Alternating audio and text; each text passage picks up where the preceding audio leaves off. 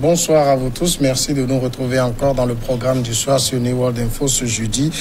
Le décryptage de l'actualité, nous parlons de la suspension de sa participation aux discussions de Genève par le GNA, le gouvernement libyen d'union nationale, basé à Tripoli et reconnu par les Nations Unies, a annoncé dans la nuit de mardi à mercredi suspendre sa participation aux travaux d'une commission conjointe militaire à Genève en Suisse, sous l'égide de l'ONU, après des violations répétées de la trêve. Nous annonçons donc la suspension de notre participation au pourparlers militaire qui se déroule à Genève jusqu'à ce que des dispositions fermes soient adoptées à l'encontre de l'agresseur et ses violations de la trêve. C'est ce qu'a indiqué le GNA dans un communiqué. Nous en parlons tout de suite avec Mamadou Diouf.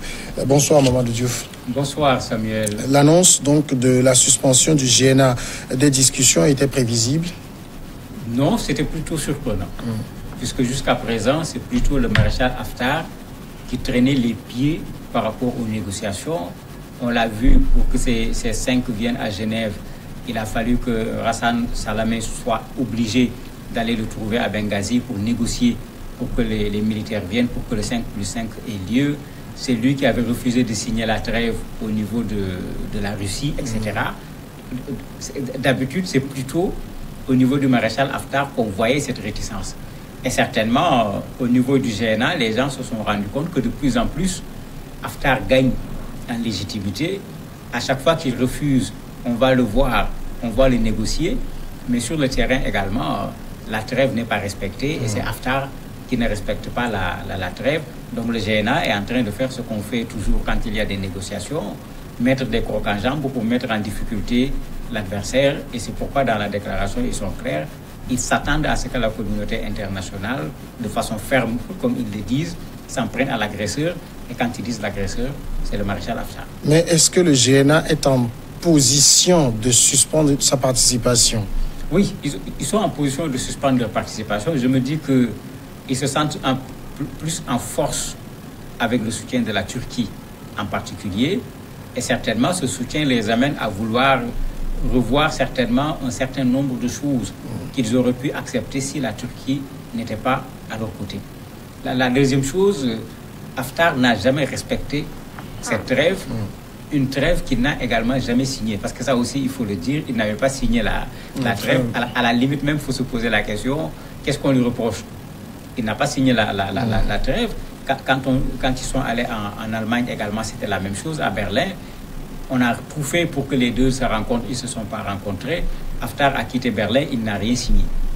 De sorte que parfois, même quand on demande à Haftar de respecter, il y a de quoi se demander qu'est-ce qu'on dit à Haftar de respecter. C'est de ça qu'on parlait hier en parlant de l'Afghanistan avec la signature entre Américains et talibans.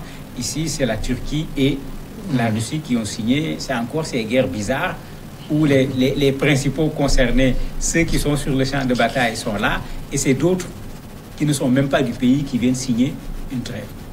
Mais en même temps, si le GNA est en position, mais quand on regarde sur le terrain, la guerre n'est plus véritablement à l'avantage du GNA aujourd'hui. Oui, c'est pourquoi j'ai dit, avec l'apport des Turcs, le GNA se sent un peu plus en position de force d'abord, et le GNA a un allié qui les défend, parce qu'on voit le président turc défendre le GNA partout, traiter le maréchal Haftar de tous les noms.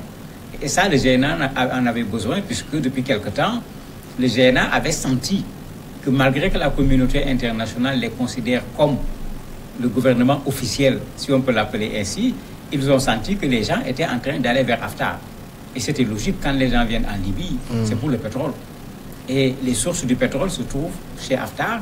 D'ailleurs, même il n'y a pas longtemps, Haftar a préféré fermer toutes ces sources du pétrole pour mettre en difficulté le GNA. Et certainement, dans la réaction du GNA, il y a ça également. Quand Haftar ferme les sources du pétrole, il va y avoir des problèmes pour que la Libye continue de fonctionner. Est-ce qu'aujourd'hui, le GNA, militairement, est capable de faire mal à Haftar? Difficile de le dire parce que quel est l'état des forces aujourd'hui? C'est difficile de le dire. Quand Haftar commençait son attaque, tout le monde était d'accord que Haftar était en position de force. Et c'est la raison pour laquelle, d'ailleurs, un certain nombre de pays occidentaux, les Américains avaient changé de position en se disant que, bon, il va venir avaler Tripoli, les données vont changer. En bon politique, avant que les données ne changent, ils ont commencé à avoir avec Haftar un discours qui était différent du premier discours qu'ils avaient avec Haftar. Mais c'est quand ils ont vu que ça n'a pas marché, que les Américains, par exemple, se sont rebiffés pour poser le problème de la paix. Il ne faut pas chercher une solution militaire, il faut chercher une solution politique. La France dit, je parle aux deux interlocuteurs, etc. Aujourd'hui, avec l'intervention de la Turquie, avec les ponts aériens dont parlaient les Nations Unies, que le secrétaire général des Nations Unies a dénoncé, on ne sait pas finalement qu'est-ce qu'il y a comme armement de part et d'autre. Ce qui est sûr, c'est qu'il y a plus d'armement aujourd'hui qu'avant la signature de la trêve au niveau de la Russie, de sorte que qui est le plus fort aujourd'hui, ce n'est pas facile de le dire.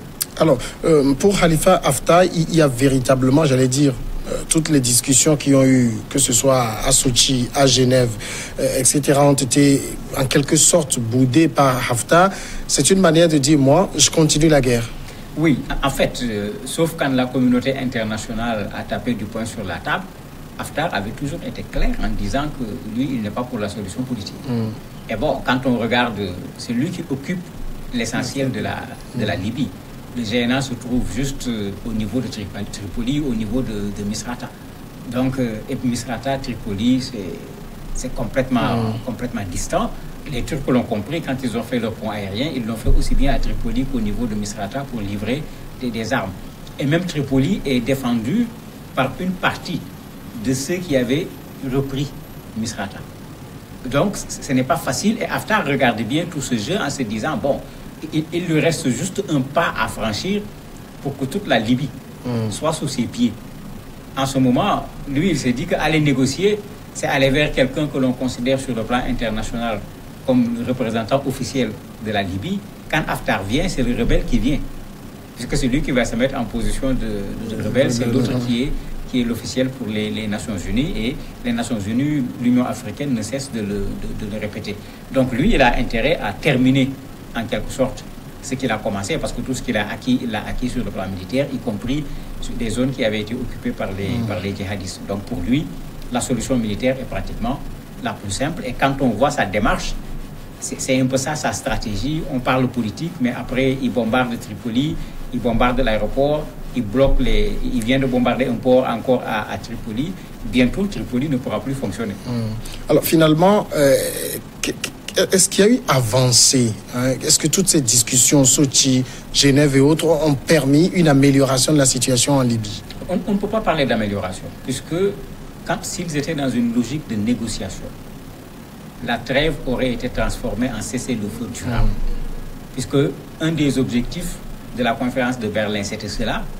En ne l'ayant pas réussi, on a mis en place ce 5+5 pour que ce 5+5 négocie pour qu'on obtienne ce cessez-le-feu durable. Le Conseil de sécurité de l'ONU s'est réuni, la même chose, demandait à obtenir ce cessez-le-feu durable. Mais comme je l'ai dit tout à l'heure, il n'y a pas encore de signature de la part de Haftar et des gens de Haftar pour un cessez-le-feu. Et c'est pourquoi j'ai dit, même quand on veut demander à Haftar de respecter, on lui demande de respecter quoi? Puisqu'il n'a jamais signé les documents qui ont été présentés, aussi bien pour la trêve que pour le cessez-le-feu. De sorte que, sur le terrain aujourd'hui, on ne peut pas parler d'avancement. D'autant plus que le réarmement est tel qu'on a vu la sortie du secrétaire général des Nations Unies dénoncer le fait que des pays qui étaient présents à Berlin, où les gens s'étaient engagés à ce qu'il n'y ait plus d'ingérence étrangère au niveau de la question libyenne, des pays qui ont signé cet accord sont retournés pour aller fournir des armes aussi bien au maréchal Haftar qu'au gouvernement d'union nationale qui se trouve à Tripoli. En ce moment, on n'est pas avancé véritablement sur l'affaire libyenne, surtout quand on veut aller vers une solution politique. Ce que dit le GNA, c'est que sans un cessez-le-feu durable, les négociations n'ont aucun sens. Il ne peut y avoir de paix sous les bombardements. Donc pour le GNA, le cessez-le-feu, on le sent, c'est indispensable. Oui, c'est indispensable et ils ont raison parce que actuellement, quand on regarde ce qui se passe, depuis le début de cette guerre, c'est Haftar qui avance. Le GNA a réussi une seule fois avec l'appui de la Turquie à reprendre une ville juste à côté de Tripoli qui servait de base au maréchal Haftar. À part cela, le GNA n'a rien pris sur les territoires qui sont occupés par le maréchal. Donc certainement, les stratèges du GNA se sont rendus compte que pendant que nous, on dit on est disponible pendant que nous, on dit on est prêt à négocier, eux, ils sont en train de grignoter.